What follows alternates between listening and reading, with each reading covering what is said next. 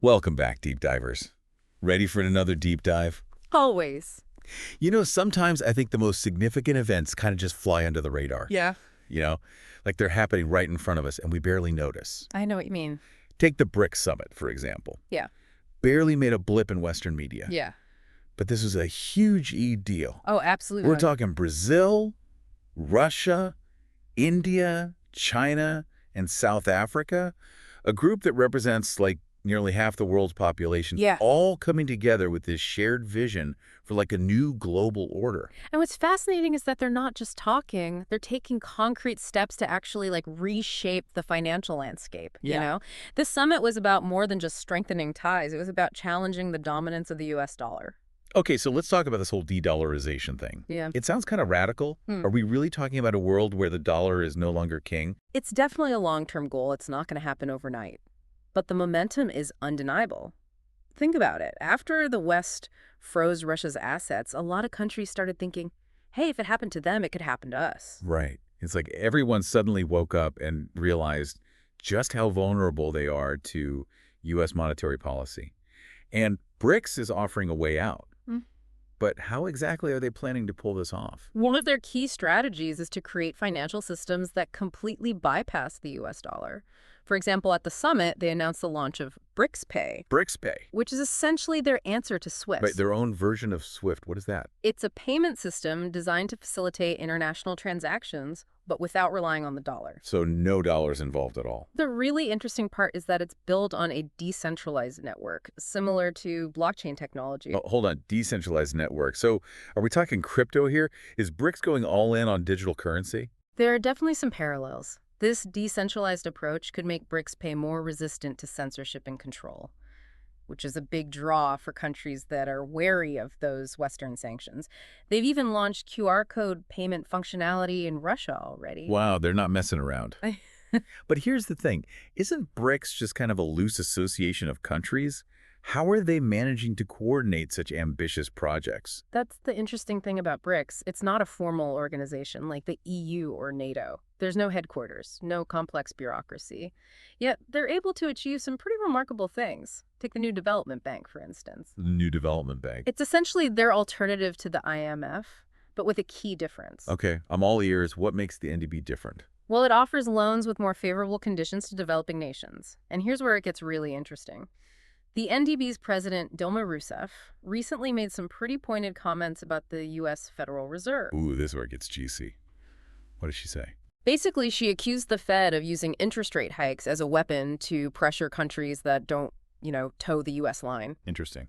She argues that these rate increases aren't just about fighting inflation, they're about maintaining U.S. dominance. Whoa.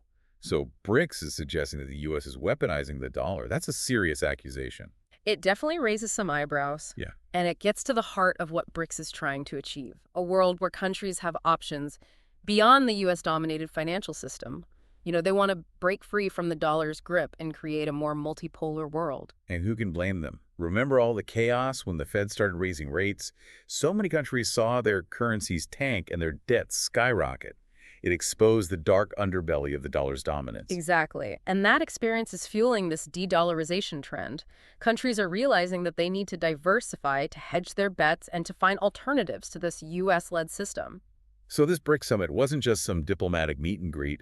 It was a declaration of independence, a shot across the bow of the established financial order. They're saying, we're here, we're powerful, and we're not playing by your rules anymore. And they're attracting a lot of attention. There's a long list of countries waiting to join the BRICS party.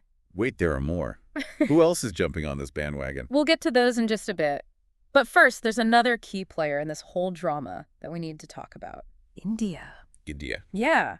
They're walking a tightrope, caught between their BRICS membership and their alliance with the U.S. Ooh, now this is getting interesting. India, the wild card. I can't wait to hear more about this. Oh. Guess we'll have to save that for the next part of our deep dive. Okay, so India BRICS, member, major U.S. ally, and now they're getting all buddy-buddy with China and Iran. What's the deal here? Are they playing both sides? Well, India's always kind of charted their own course.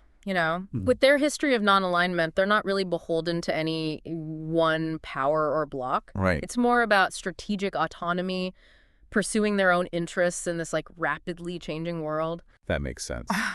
But Cozying up to China and Iran, I mean, it definitely raises some eyebrows, Yeah. especially given their close relationship with the U.S. Well, you have to remember that Modi and Xi Jinping met for the first time in 5 years at the summit. Oh, that's right. And they even managed to come to some kind of agreement on that long-standing border dispute. Wow. That's a significant development, Yeah. you know.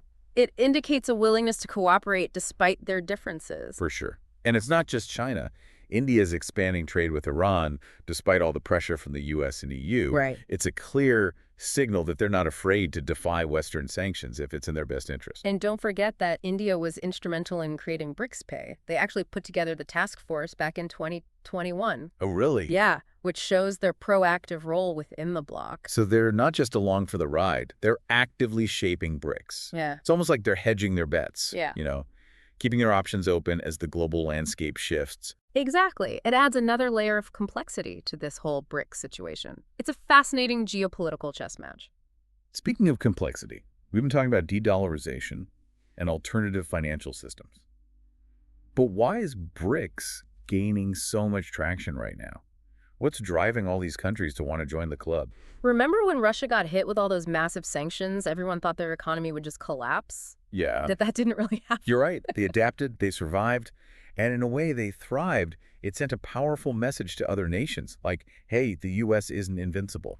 Exactly. It challenged this idea that the U.S.-led system is the only game in town.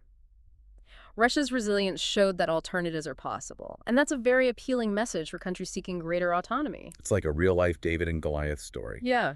Russia stood up to the West and came out swinging. It gave hope to other nations that they could challenge the status quo, too. And that hope is translating into action. We're not talking about a handful of countries here. Yeah. The list of nations seeking BRICS membership is growing fast. All right, give us the rundown. Who's knocking on the BRICS door? Get ready. It's a long list. Turkey, Indonesia, Algeria, Belarus, Cuba, Bolivia, Malaysia, Uzbekistan, Kazakhstan, Thailand, Vietnam, Nigeria, and Uganda. Wow. That's quite a mix, each one bringing something unique to the table. That's like BRICS is becoming this massive coalition of nations from every corner of the globe. And that diversity makes it even harder for the U.S. to control things. It's not just one of few countries they can pressure, it's a whole network of players. Okay, so we've got this growing group of nations all looking to challenge the U.S.-led system. But what does that actually mean for the future of global finance? Are we really on the verge of a world where the dollar is no longer king? That's the million-dollar question. To really understand this, we need to think beyond currencies and get into commodities. Commodities, okay. Now you're talking. I have a feeling this is where things get really interesting. You're right about that, because every nation has to ask themselves one fundamental question. Do we need commodities more than we need U.S. dollars? And for a lot of these BRICS countries, the answer is a resounding yes. Exactly. The global south is seeing crazy growth right now. Millions of people entering the middle class. And that means more demand for food, energy, raw materials, all those essential commodities. So if they can get those commodities without relying on the dollar that weakens America's hold on the global economy, It's a slow-motion power shift. it's all starting to make sense. Mm-hmm. But hold on. There's another piece of the puzzle here. What's that? Didn't you mention something about a commodity cycle? Oh, yeah, there is. And some analysts believe we're on the verge of a major commodity bull market. A commodity bull market, like prices going up. Exactly.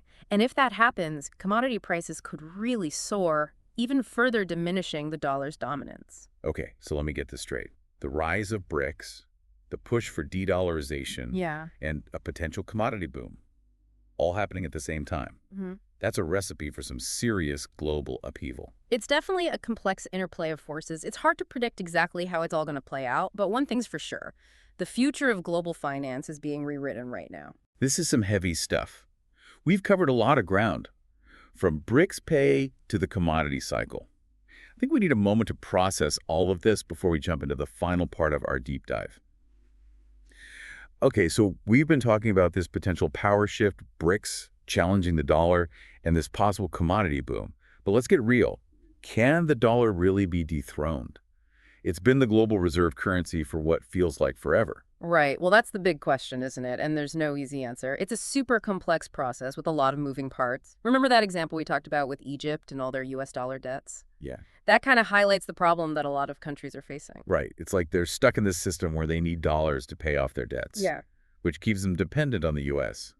It's a tough cycle to break. Exactly. It's why this whole shift away from the dollar is going to take time. It requires countries to reduce their dollar-denominated debts, build up reserves in other currencies, and, establish those alternative financial systems like BRICS Pay and the New Development Bank. So it's a gradual process.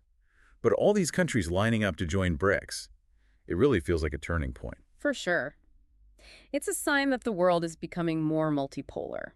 The U.S. is still a major player, but its influence is definitely waning as other power centers like BRICS gain traction. And it's interesting how, even within BRICS, there are different ideas about what the future should look like. Oh, absolutely. Remember how Saudi Arabia wants BRICS to become a formal organization?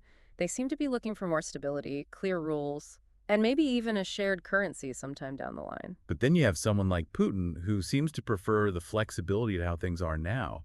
It shows that there are a lot of different perspectives within the group. It highlights the challenges and the opportunities that come with having such a diverse group of members. But one thing's for sure, regardless of their internal dynamics, BRICS is a force to be reckoned with. They're challenging the established order, pushing for a multipolar world, and making everyone rethink the way global finance has worked for decades. So what does all of this mean for us regular folks? Should we be worried? Excited? Should I be stocking up on gold? Well, that's where things get really interesting. It's hard to predict the long-term consequences, but it's likely that this shift is going to create both opportunities and challenges. Give us the good news first. What kind of opportunities are we talking about? Okay, well, a multipolar world could lead to more competition, which could benefit consumers and drive innovation. Imagine a world with multiple financial centers, all offering different choices and maybe even better deals. That sounds pretty good. But what about the risks? What should we be prepared for? Well, there's always the potential for instability and conflict as power dynamics shift. And a move away from the dollar could lead to more volatility in the currency markets, which can impact everything from trade to investments. So it's a bit of a mixed bag, both potential benefits and risks on the horizon. Exactly. And that's why it's so important to stay informed and adapt as the world changes. And that's really what we're trying to do here at the Deep Dive, to give you the knowledge you need to navigate this complex landscape. You've definitely given us a lot to think about. But before we wrap up, is there anything else we should keep in mind? Yes, I think we've covered the economic and geopolitical implications, but it's also important to remember the human element. What do you mean? Well, think about all those people in these BRICS countries, their hopes and their fears. How do they view the rise of BRICS and the decline of U.S. dominance? You're right. We tend to focus on the big picture. But it's crucial to remember that these shifts have real impacts on everyday people all over the world. Exactly. The future of global finance isn't just about numbers and currencies, it's about the lives of billions of people. So as we watch this story unfold, let's remember to think about those individual perspectives. That's a powerful thought to end on. Thanks for that reminder. And for joining us for this deep dive into BRICS and de-dollarization. It's been quite a journey. It has. And remember, the world's always changing. Stay curious, keep exploring, and we'll see you on our next deep dive.